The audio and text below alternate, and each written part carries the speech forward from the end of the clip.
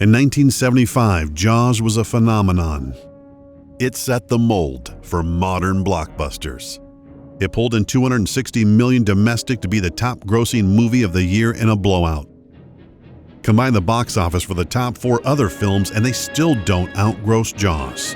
In '75, Jaws was the #1 film of all time. Today, it still sits at number 7 when you account for inflation. Let's crack a cold Narragansett to quickly recap all the reasons Jaws rocks. First, it's terrifying. It plays on our deep-seated fears, and it works even harder because you don't see the shark for the first 2/3 of the movie.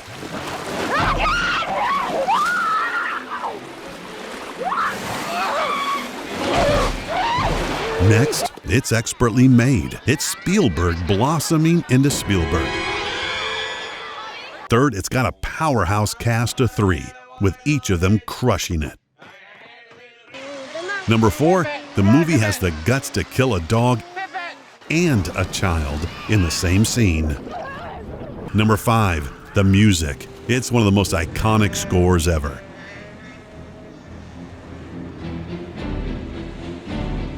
Charlie, take my word for it. Don't look back. Swim, Charlie. Swim. Come on, Charlie. Swim. Slow ahead.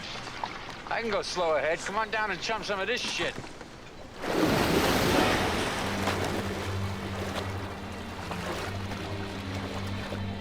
Finally, number 6. It's super quotable and rewatchable.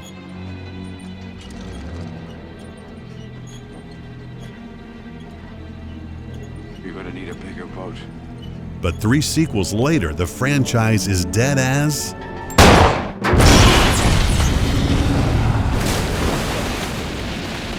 What happened? Well, after Jaws, we got Jaws 2.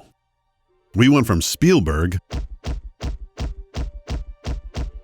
to Gino Swark. Not to be cruel, but that's kind of like going from Muhammad Ali to Alfalfa. Actually, Jaws 2 isn't bad.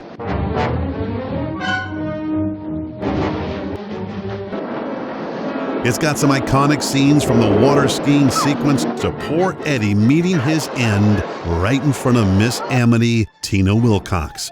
It boasts another great performance by Roy Scheider, and John Williams outdoes himself again. In fact, Jaws 2 was the top-grossing sequel ever until the best sequel ever came out 2 years later. Then we got Jaws 3D. The cast was a step down from Jaws. Dennis Quaid, Bess Armstrong, Lou Gossett Jr.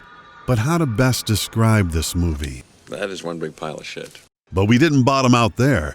Next came Jaws: The Revenge, starring Mrs. Brody. Houston, we have a problem. Plus, we got Mario Van Peebles as Jake and Sir Michael Caine as Hoagie. Bloody hell! Get us started double time. The breath on that thing. The quality drop for Jaws was dramatic. The original earned a 98% critics rating and 90% from fans on Rotten Tomatoes. Jaws 2 dropped to a 60% from critics and a too harsh 38% from fans. It got worse.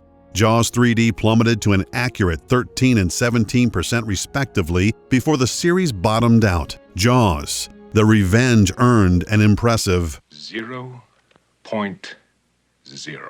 with critics. Truthfully, that's impressive. It scored a generous 15% from fans. Box office receipts declined in kind. Yet big Predator movies are still big business. So where does that leave Jaws? According to Back to the Future 2, we should already have 19 Jaws movies by now. So here's 5 simple steps to bring Jaws back. Number 1. Re-release Jaws, post-COVID, with a few digitally enhanced shark shots. We know Spielberg digitally tinkered with E.T. and vowed not to do it to another film again, but it could actually help Jaws. We're talking just a few shots. Like this one. This one. This one too. And this one. A tuned-up Jaws will surely generate excitement for the franchise. 2. Disavow everything after Jaws 2. Yep, pull a Halloween where the crap sequels are straight up ignored. X-Men rightly did the same thing with X-Men Origins Wolverine. 3. Announce a new Jaws anthology series of movies. New characters, new stories every time out. No more Brody movies. 4. Kick off the anthology series with the Jaws story Spielberg wanted to tell when he briefly considered stepping into direct Jaws 2. For those of you that don't know, Spielberg wanted to tell the story of the USS Indianapolis. You know. 1,100 men went into the water. Vessel went down in 12 minutes. Didn't see the first shark for about half an hour. You know, by the end of that first dawn, lost 100 men. I don't know how many sharks, maybe 1,000. I don't know how many men, they average 6 an hour. Yes, a prequel. Mr. Spielberg should handpick a young talent to tell the story. 5. Mine Jaws subplots for future stories. For example, what about Hooper's adventure on the Aurora? You're gonna be the only rational man left on this island after I leave tomorrow. Where are you going?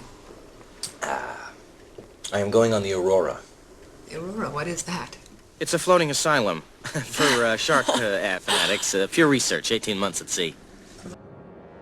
We know there is amazing real-world shark documentary footage and crazy research.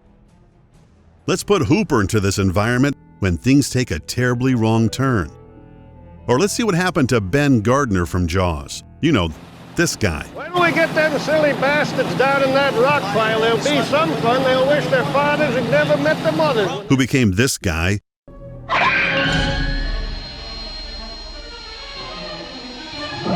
But we never really know what happens beyond. It was Ben Gardner's boat. It was all chewed up. I helped tow it in. You should have seen It's a him. great opportunity for a Jaws spin on The Old Man and the Sea.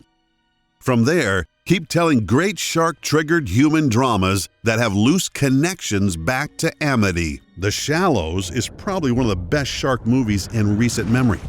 Blake Lively or her mom could have been from Amity, and boom, The Shallows is in the Jaws universe. Suddenly, The Shallows is even more badass, and it can tap the Jaws soundtrack. If feature-length movies are too ambitious, go with a limited series presented by Spielberg as a proving ground for young talent. Get on it, Universal.